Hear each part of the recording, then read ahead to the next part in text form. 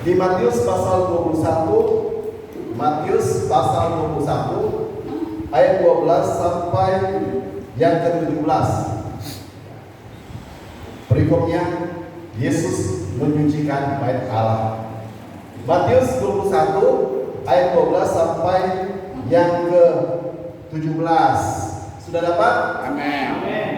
Puji Tuhan ya, cepat sekali ya teman-teman ini mendapatkan firman Tuhan. Kita akan baca bersama-sama.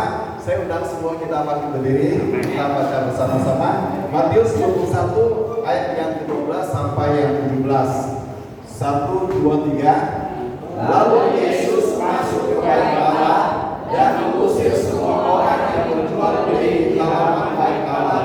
Ia membalikan meja-meja pedagang uang dan bangku-bangku pedagang merpati dan berkata kepada mereka, ada tertulis, rumahku akan disebut rumah doa, tetapi kamu menjadikannya sarang penyamun. Maka datanglah orang-orang buta, orang-orang timah kepadanya dalam bait Allah itu, dan mereka disembuhkannya. Tetapi ketika imam-imam kepala dan ahli Taurat melihat mujizat-mujizat yang dibuat itu, dan anak-anak yang disuruh dalam bait Allah, Hosana bagi anak Daud, mereka sangat jengkel. Lalu mereka berkata kepadanya, engkau benar ketika berkata anak ini. Kata Yesus kepada mereka, aku benar, belum pernah kamu baca dari mulut baik-baik dan anak-anak yang menyusu, engkau telah menyediakan puji-pujian. Lalu ia meninggalkan mereka dan pergi keluar kota ke Betania dan bermalam di situ. Puji Tuhan, silakan kembali. Amin. Nah, berikut ini kita mendengarkan Yesus marah. Ya, kita pernah marah? Sering ya. Sekali atau dua kali? Sering kali ya. Nah, ternyata Yesus tidak pernah marah. Ya, Yesus adalah Allah yang berkasih. Tapi ternyata kalau sesuatu yang kelewatan, Yesus juga bisa marah. Tapi marahnya beralasan. Ya, kalau setiap hari marah-marah nggak ada alasan, namanya apa? Ya, itu namanya emosian ya. Tapi Yesus marah, alasannya sangat kuat. Nah, kita lihat Yesus di bait suci. Ya. Ini terjadi kira-kira mungkin sekitar seminggu sebelum Yesus disalibkan. Nah, minggu kemarin kita baru memperingati kematian Yesus dan kebangkitan Yesus. Nah, Yesus berada di bait Allah atau bait suci. Nah, kalau di dalam perjanjian lama ada beberapa tempat ibadah orang Israel atau orang Yahudi, ya kan? Nah, ada namanya sinagog. Tahu sinagog? Sinagog itu adalah rumah doa atau tempat pertemuan atau di mana kita mendengarkan firman Tuhan. Kalau orang Yahudi, orang Israel itu mereka sangat telaten mengajarkan firman Tuhan atau kitab Taurat kepada anak-anak mereka. Ya, makanya mereka ada namanya hari Sabat. Kalau Sabat mereka nggak boleh melakukan pekerjaan apapun ya. Dari Jumat sore sampai Sabtu sore. Ya, kalau mungkin kalau di Bali itu seperti hari Nyepi, ya kan, nggak boleh ngapa-ngapain. Mereka hanya makan, bahkan lampu pun, ya dulu nggak lampu ya, pelita pun harus dimatikan, ya kan, jadi gelap-gelapan. Ya. Nah, itu yang terjadi pada orang Israel. Nah, kemudian kita lihat ternyata sinagog itu bukan hanya ada di Israel dulu, ternyata di Indonesia ada dulu, ada di Manado, ya, ada di Surabaya, dan katanya kemarin yang sempat heboh itu di Al Zaitun juga ada sinagog. Ya, kalau dilihat dari satelit itu, ya Google Map itu dalamnya ada sinagog. Ya, kita belum tahu benar apa enggak. Yang pasti ada tulisannya sinagog. Sinagog adalah tempat ibadah atau tempat pertemuan ya, kapan aja bisa untuk berdoa, merenungkan firman Tuhan, mengajarkan firman Tuhan, mendengarkan firman Tuhan yang kita tahu di sana. Nah, zaman dulu ada namanya kemah suci atau tabernakel, ya kan? Kemudian berubah menjadi bait suci. Nah, kenapa disebut kemah suci? Nah, kemah suci ini dimulai pada saat orang Israel keluar dari padang Mesir, dipimpin oleh Musa, dan Tuhan memberikan 2 loh batu kepada orang Israel. Ya, ada 10 hukum Allah. Ada yang hafal hukum Allah 10 hukum Allah? Yang pertama, jangan ada padamu Allah lain yang bertambah. Itu pertama loh. Allah nggak mau ada Allah lain di hadapan Tuhan kita. Nah, dan seterusnya sampai ke 10. Nanti cari biar kita sendiri ya, dibaca. Nah, itu kenapa disebut kemah suci? Karena pada saat itu orang Israel itu kan mengembara ya selama 40 tahun keluar dari Mesir menuju tanah perjanjian Kanaan yang dijanjikan oleh Allah kepada bangsa Israel. Karena bangsa Israel tegar tengkuk ya, suka ngeyel ya, mungkin ada seperti itu ya di sini ya, suka ngeyel, akhirnya tujuannya ya harus memakan waktu yang begitu lama, 40 tahun. Nah, sebenarnya kalau berjalan kaki dari Mesir ke Kanaan itu kalau jalan kaki itu hanya butuh 11 hari. Berapa hari? 11 hari. Kalau nggak percaya nanti kita buktikan ya. Kalau kita ke sana Israel ya, kan kita jalan kaki ke Mesir ya. Benar nggak 11 hari? Katanya seperti itu. Nah, ada yang sudah mencoba katanya 11 hari. Tapi harus 40 tahun, ya kan? Nah, selama 40 tahun itu dibikinlah sesuai perintah Allah kepada Musa, dibikinlah namanya kemah suci. Karena bentuknya kemah. Tahu tenda? Ada yang pernah camping? Nah, kalau camping seperti itu, atau zaman dulu kita semua dalamnya pramuka ya. Kita bikin kemah, ya bikin ini dari terpal, dipatok kayu, dan tidur di situ, ya kan?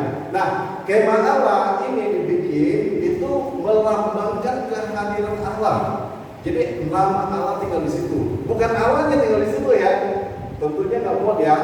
Firman Tuhan mengatakan langit adalah tumpuan kaki Tuhan.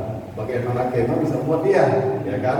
Nah, seiring berjalannya waktu setelah 40 tahun, kemah suci ini berubah, ya kan? Setelah orang Israel sampai kepada tanah Kanaan, maka kemah suci diganti dengan bait suci yang mulai dibangun pada zaman Salomo. Ya, kita ingat ya, raja pertama Israel siapa? Saul. Ya, kemudian diganti oleh Daud, ya kan? Daud ingin membangun bait suci, ya kan? Daud mengatakan, saya punya istana yang megah. Masa kehadiran Tuhan masih dilambangkan dengan kemah suci? Tapi Allah mengatakan, bukan kamu yang bangun bait suci, tapi anakmu yang bangun, ya kan? Maka pada zaman Salomo dibangunlah namanya bait suci yang begitu mulia pada zaman itu ya. Jadi luasnya itu panjangnya 60 hasta, lebarnya 20 hasta, tapi isinya perkakasnya itu dari emas dan sebagainya itu sangat luar biasa, sangat mewah pada saat itu. Nah, berapa panjang 60 hasta? Satu hasta itu 45 cm, satu hasta gini ya. Jadi kurang lebih panjangnya 27 meter, lebarnya berapa meter? 29 meter, tapi bagus sekali. Nah, dibangun pada zaman Salomo kira-kira 900-an atau 960 sebelum Masehi. Jadi 960 tahun sebelum kelahiran Yesus. Ya, gak apa-apa ya kita belajar sejarah sedikit ya. Kadang-kadang kita jarang ya belajar begini ya. Kita belajar sedikit ya, apa? Kembali lagi kita sudah sekolah ya, belajar sejarah. Nah, 900-an sebelum Masehi dibangun dalam waktu 7 tahun. Ya, cukup lama ya. Tapi itu sebenarnya cepat. Itu melibatkan puluhan ribu untuk bangun, ya, ribuan orang untuk membangun bait suci itu. Nah, bait suci itu terdiri dari namanya pelataran, halaman, ya kan, hasil halaman. Terus ada ruang kudus, kemudian ada ruang maha kudus. Nah, ruang apa tuh pelataran ini itu semua orang Israel boleh datang. Tapi ruang kudus itu hanya untuk imam-imam. Ya. Di ruang kudus ini ada apa aja? Ada beberapa benda. Yang pertama adalah meja sajian. Jadi setiap hari imam-imam mempersembahkan 12 roti sebagai perwakilan 12 suku Israel. Nah, kemudian ada namanya meja kupat. Itu ada minyak, rempah-rempah yang dipersembahkan. Kemudian ada namanya menorah. Nah, mungkin ada yang agak asing ya, menorah ya. Menorah itu kalau kita ke Bukit Doa atau rumah doa ada di sana. Itu kandil atau kaki ian bercabang 7. Ya, pernah lihat kan? Coba kalau ada slide video enak ya lihat ya. Jadi kandil atau kaki dia bercabang 7 itu namanya menorah, ya kan? Kemudian ada namanya yang paling dalam itu namanya ruang Maha Kudus. Nah, ruang Maha Kudus ini hanya boleh dimasuki oleh imam besar, ya. Imam biasa nggak boleh. Dan itu pun setahun sekali. Nah, kita mungkin penasaran ya, ada apa sih di ruang Maha Kudus itu? Nah, di ruang Maha Kudus itu ada namanya tabut perjanjian. Nah, kalau kita baca kitab raja-raja dan sebagainya, kita akan melihat bagaimana tabut Allah itu bagaimana waktu itu dipindahkan dan sebagainya ya pada waktu orang Israel masih mengembara. Nah, di dalam tabut Allah ini dibuat dari kayu kenanga, ya. Kayu kenanga apa ya? Saya juga nggak tahu ya. Kalau sini tahu ya kalau kayu sini ya. Nah, di dalamnya itu ada 3 hal. Yang pertama ada 3 benda. Yang pertama adalah 2 loh batu, ya kan? Kemudian ada namanya buli-buli emas berisi mana. Itu melambangkan bagaimana Tuhan memelihara orang Israel selama 40 tahun ya. Jadi jangan takut ya, kita tetap dipelihara Tuhan. Kemudian yang ketiga adalah tongkat Harun yang berbunga. Bukan tongkat Musa ya, tongkat Harun yang berbunga. Ya, saya juga pernah lihat ya. Nah, ternyata terjadi perang, selalu ya terjadi perang. Nah, karena Salomo berdosa, ya kan? Salomo punya istri 300, gunting 700. Luar biasa ya. Ada yang sini punya segitu banyak? Gak ada ya. Ada 1000 loh istrinya loh. Buset ya. Mungkin lupa ya, banyak istri itu antara istrinya ya 1000 orang. Nah, dia ambil istri dari berbagai negara, berbagai bangsa. Akhirnya istri-istrinya mencondongkan hatinya kepada berhala, menjauhkan hatinya dari para Tuhan. Ya, makanya kata kiri kanan jangan punya banyak istri lu. Ya, suka mencondongkan ya, hatimu kepada berhala, menjauhkan kamu daripada Allah, ya kan? Nah, 1000 bayangin aja, sehingga Tuhan tidak berkenan pada Salomo. Padahal Salomo adalah raja yang paling orang yang paling bijaksana, ya kan? Salomo adalah orang yang paling kaya raya. Nah, kalau ada waktu kita hitung kata-katanya, ternyata banyak sekali loh. Bill Gates saja kalah, Elon Musk saja kalah, ya kan? Apalagi Koedo ya, kalah ya, jauh ya kan? Nah, ternyata dia pun bisa menjauh daripada Tuhan karena istrinya banyak. Hanya dia menyembah kepada Dewi Ashtoreth, menyembah kepada Baal, berhala dan sebagainya. Akhirnya tidak berkenan dan Tuhan mengatakan kerajaannya akan dipecahkan, ya kan? Maka terjadilah perpecahan setelah Salomo meninggal, ya kan? Orang Israel atau utara, ya kan? Suku-suku dipimpin Yerobeam ya Pak ya. Saya suka balik nih. Nah, selatan itu Yerobeam, ya kan? Nah, suku Yahudi yang orang Israel atau Yahudi yang kita kenal sekarang ini sebenarnya itu hanya 2 suku. Suku Yehuda dan suku Benyamin. Nah, suku-suku lagi yang disebut Israel, ya, yang pusatnya ada di Samaria. Nah, nanti kita sering lihat ya di Alkitab kenapa orang Yahudi tidak suka bermusuhan dengan Samaria. Walau mereka masih saudara, karena mereka sudah banyak kawin campur. Nah, suku-suku ini ada suku Dan, ada Isyaka, ada yang 10. Ya, saya sendiri gak ingat ya. Nanti kita baca lagi. Nah, setelah terjadi berbagai peperangan di antara sesama suku Israel, ya, antara Yehuda dan Israel berperang, antara selatan dan utara berperang, kemudian berperang dengan berbagai negara dan bangsa lain, akhirnya suku Israel dibuang oleh Asyur, ya kan? Dan sampai sekarang tidak tercatat lagi dalam Alkitab. Yang tercatat di Alkitab adalah suku Yehuda dan Benyamin.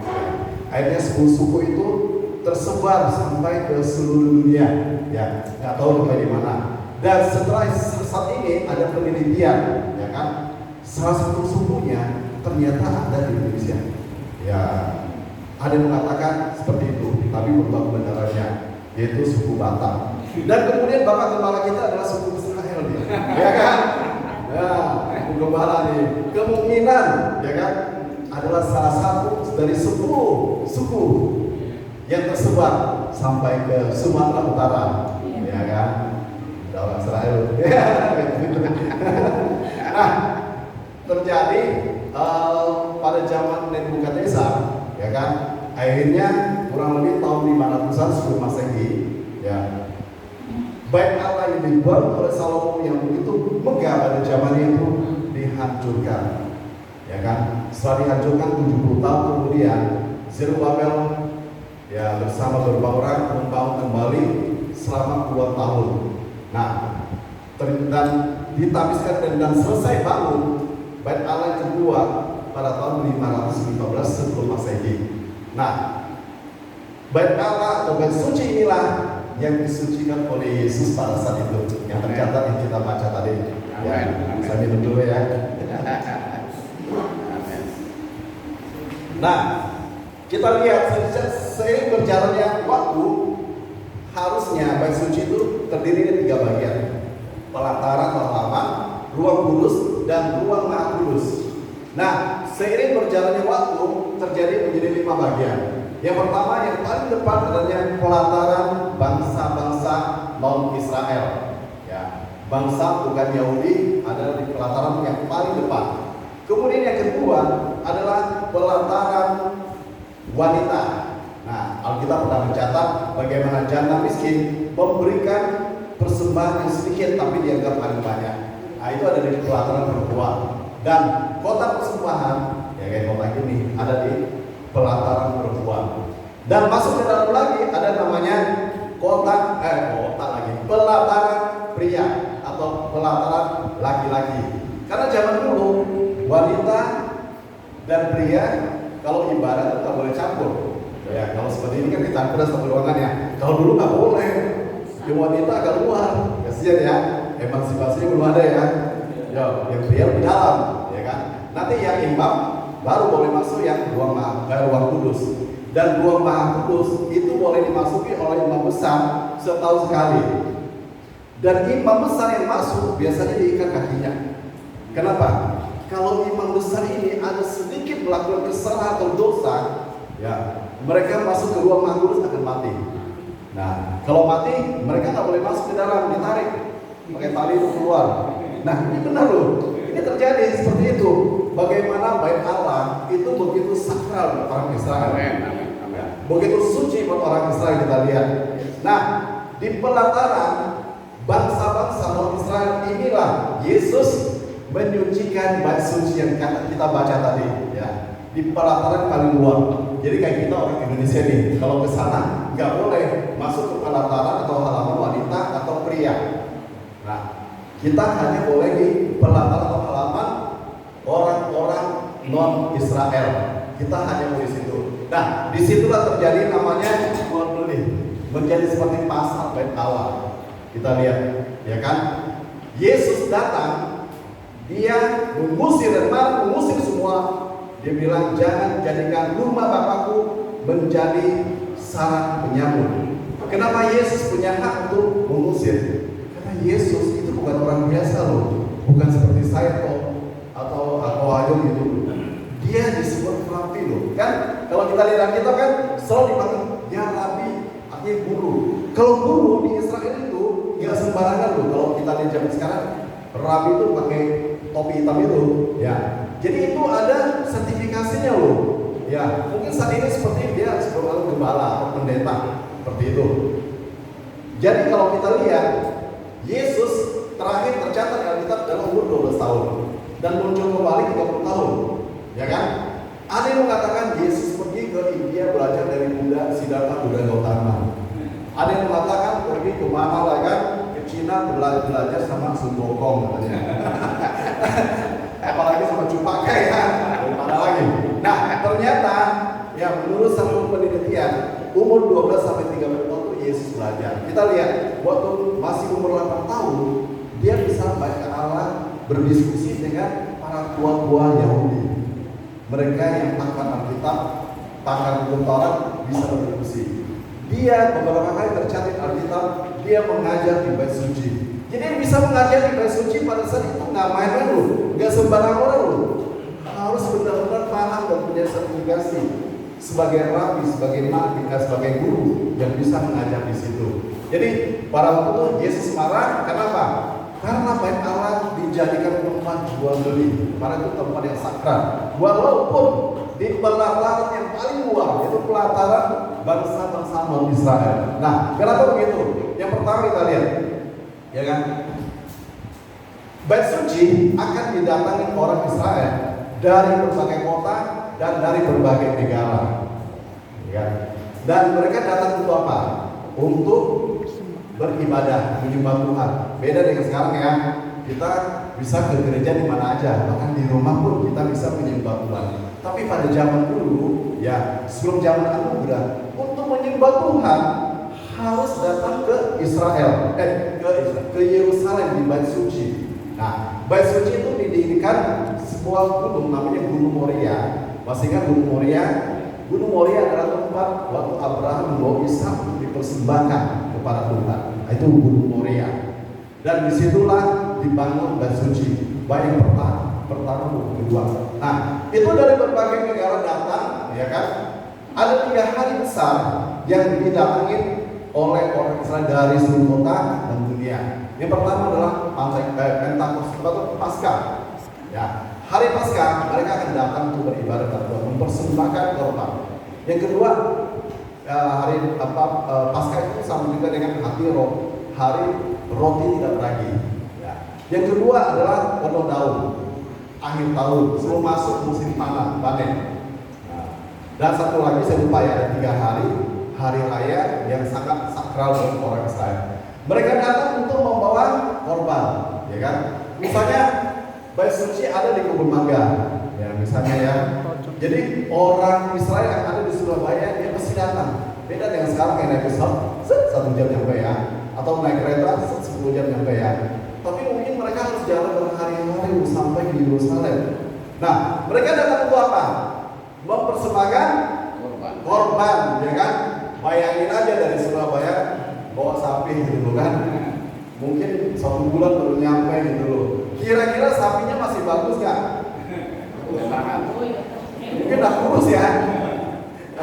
Nah, untuk mempersembahkan korban itu nggak sembarangan loh, harus diperiksa oleh imam-imam dulu. Apakah sudah gemuk, ya kan? Apakah ada cacatnya? Apakah jalan terlalu jauh dari pincang, ya kan? Kalau misalnya nggak layak dipersembahkan, maka korban itu ditolak hewan itu. Dan alternatif apa? Beli di situ. Makanya di sini ada namanya pedagang. Nah, ternyata pedagang ini bersekongkol dengan imam, ya kan? Nanti ini misalnya kalau itu jadi imam nih, nanti bilangin ya, itu cacat ya, nggak layak ya. Nah, saya kan jadi, wah kita jual nanti jualnya bagi 2, gitu kan? Nah, itu motivasi daripada mereka menjual di bait suci.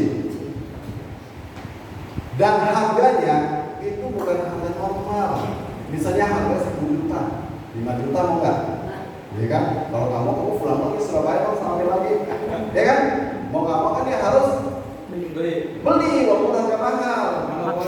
Iya, ini kong kali kong, ya kan? Itu yang terjadi pada saat itu, makanya Yesus marah. Kedua, di situ ditulis sama Yesus membalikan meja tukar uang, ya kan? Waktu kita ke bangku kita nggak tukar ibadah Allah ya, Pak ya, bukan di gereja ya, tapi di money changer ya. Nah, kenapa harus ada penukaran uang? Karena pada saat itu di Israel memakai namanya mata uang dinar. Ya. Itu dari berbagai negara, bisa dari Yunani datang, dari Asyur, Mesopotamia dan sebagainya datang, dia kan bawa mata uang masing-masing, aja ditukar. Tapi ternyata di situ ya memang nggak dicatat secara, ternyata di situ tukarnya sama, ya kan? Misalnya kursnya sekarang dolarnya 15.000 ya, itu mau tukarnya dolarnya sekarang 20.000 atau 30.000, ya mau tukar kan? Mereka harus mempersembahkan, kan tadi ada di perantara wanita itu ada kotak persembahannya, jadi harus pakai dinar dimasukin, ya kan? Nggak bisa pakai rupiah masukin, ya belum ada itu ya, belum ada. Nah, disitulah terjadi manipulasi. Bagaimana Yesus marah di situ. Nah, kita lanjut lagi ya. Kita lanjut lagi. Bait suci yang kedua ini ternyata juga dihancurkan pada tahun 70 sesudah Yesus, atau tahun 70 Masehi, dihancurkan oleh tentara Romawi dipimpin Jenderal Titus. Gak ada Titus kan namanya sini? Titus ya kan, yang menghancurkan bait suci yang kedua ini. Nah, ternyata saya belum cerita ya, bait suci yang kedua ini ukurannya lebih besar, panjangnya 60 hasta, lebarnya 60 hasta. Nanti hitung sendiri meternya berapa ya. Saya nggak mau hitung lagi. Nah, dan terjadi runtuh. Yesus pernah mengatakan, aku akan membangun bait suci dalam waktu 3 hari ya. Ya, itu adalah nubuat daripada Yesus bahwa dia akan mati 3 hari. Ya kan? Padahal 2 tahun untuk bangun bait suci yang kedua ini loh. Nah, setelah dihancurkan, artinya tabut perjanjian sudah gak ada, semua peralatan itu sudah gak ada, hancur. Dan sampai hari ini belum ketemu, sudah kurang lebih hampir 2000 tahun. Dia tahun 70 dikurangi 2024, ya kan? Hampir 2000 tahun lah, belum ketemu. Dan saat ini, kalau Bapak Ibu tahu, ada di mana tempat bait suci. Dan orang Israel sekarang bersiap-siap untuk membangun bait suci yang ketiga. Nah, tempatnya ada di Yerusalem, di Masjid Al-Aqsa. Nah, Masjid Al-Aqsa diakui oleh orang Islam adalah tempat suci ketiga setelah Mekah, Medina, dan Al-Aqsa. Yang keempat baru Tanah Abang. Kenapa Tanah Abang? Karena banyak teman saya naik haji, dia susah bawa oleh-oleh, dia pilih Tanah Abang. Ya kan? Nah, seperti itu. Nah, sekarang saya beberapa hari lalu saya baca ya, untuk membangun bait suci ketiga itu sebenarnya gampang buat orang saya, tapi ada caranya. Harus ada pengorbanan sapi merah. Dan sapi merah yang dikembangkan di Texas, Amerika itu sudah dikirim ke Israel. Dan katanya tanggal 10 April, berarti 2 hari lagi ya, itu akan dikorbankan. Sapi merah itu sapi merah. Soalnya tadi saya wah ya sapi merah.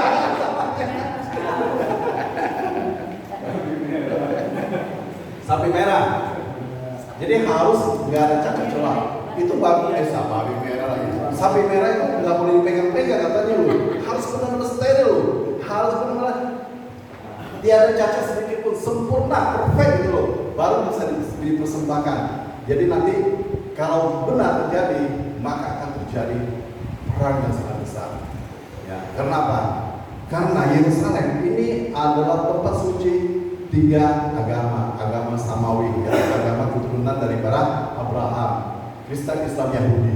Nah, kita nggak tahu ya bagaimana kelanjutannya. Ya, kita tunggu cerita bersambungnya yang akan datang ya. Nah, di sini saya mau katakan begini.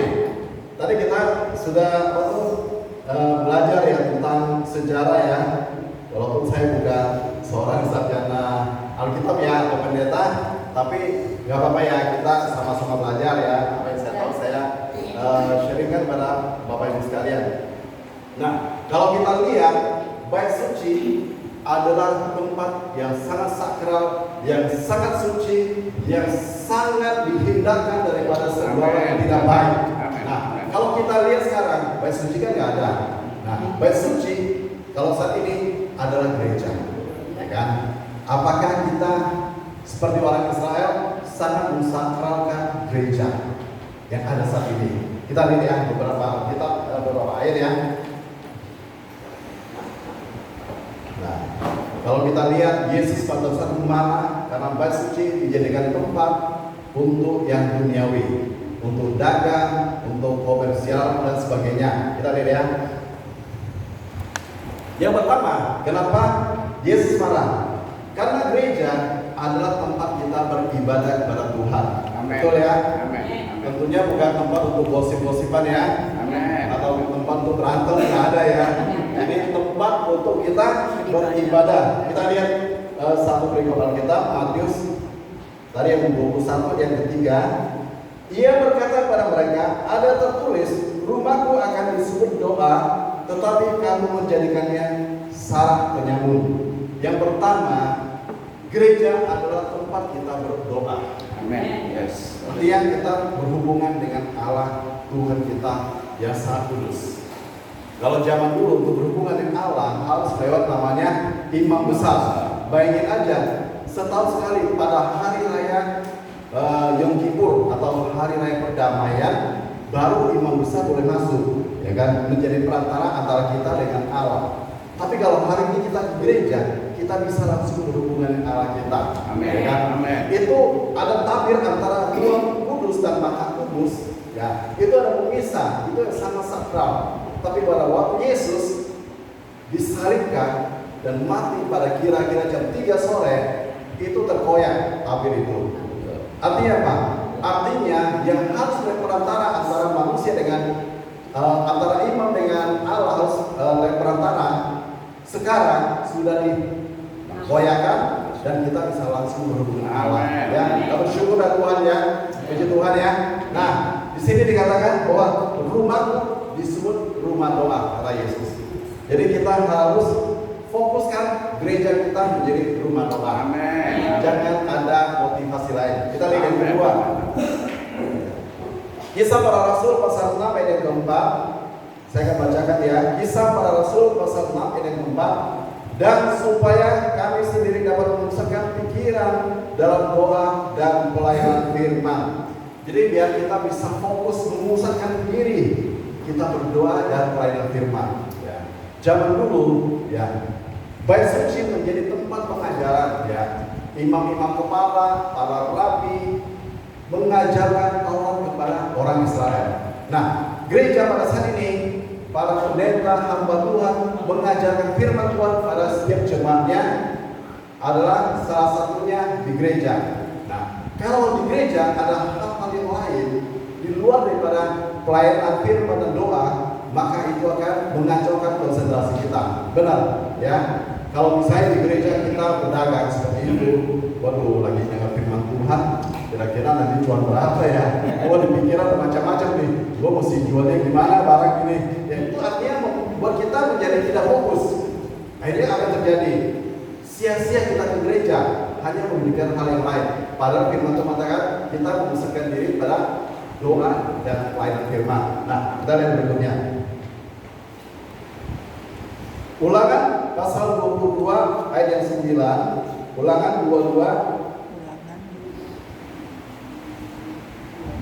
ayat 9. Janganlah kau taburi kebun anggurmu dengan 2 jenis benih, supaya seluruh hasil benih yang ditaburkan dan hasil kebun anggarmu jangan menjadi milik tempat kudus. Jadi kebun anggur kita jangan ditaburin 2 benih. Ya. Kebun anggur bicara apa? Tanah hati kita. Kan? Tanah hati kita ditabur dengan firman Tuhan. Jangan dengan 2 benih. Artinya apa? Ada benih di luar daripada firman Tuhan. Di luar firman Tuhan apa benih apa? Bisa kita di gereja kita memikirkan baru persaingan antara teman, ya kita dagang misalnya cuan, ya kan? Gua pengen menjual kepada si A, menjual kepada si B. Itu membuat kita hati kita bercabang. Ya kan?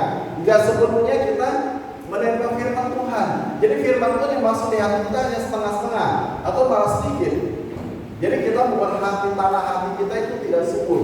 Kan firman Tuhan mengatakan benih ditaburkan ada di tanah yang baik dan yang tidak baik. Ya kan? Ada tanah yang bergerikil, batu-batu. Nah, kalau yang seperti itu, itulah benih kita. Firman Tuhan itu tidak berbuah dengan baik. Akhirnya sia-sia kita beribadah, kita di gereja, ya kan? Nah, kita lihat berikutnya.